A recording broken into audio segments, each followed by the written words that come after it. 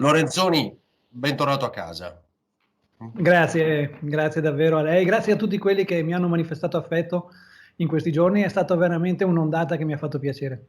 Queste le parole di Arturo Lorenzoni nella sua prima intervista via Skype rilasciata alla nostra emittente subito dopo le dimissioni dal reparto malattie infettive dell'ospedale di Padova.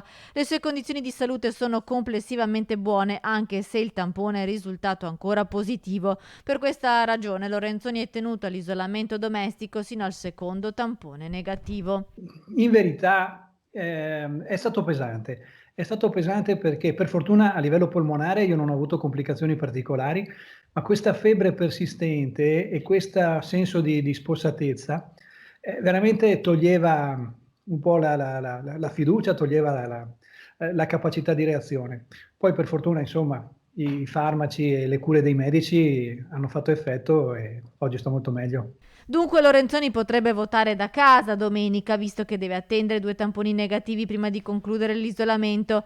Al fine di accelerare il processo, i medici hanno suggerito a Lorenzoni riposo nei prossimi giorni, ma il candidato per il centro-sinistra assicura che virtualmente sarà presente negli ultimi giorni di campagna elettorale attraverso i candidati delle sue liste. Mi hanno raccomandato la prudenza e il riposo, per cui non posso, diciamo così, spendermi quanto vorrei, ma cerco di essere comunque presente. Per me è importantissimo veramente far capire le motivazioni che mi hanno spinto a fare questo progetto con le liste che mi sostengono e far capire quanto sia importante per il Veneto dare una discontinuità rispetto a una gestione che è troppo piattita su una gestione delle cose ordinarie. Abbiamo bisogno di riprendere in mano i nostri investimenti, abbiamo bisogno di utilizzare bene questo periodo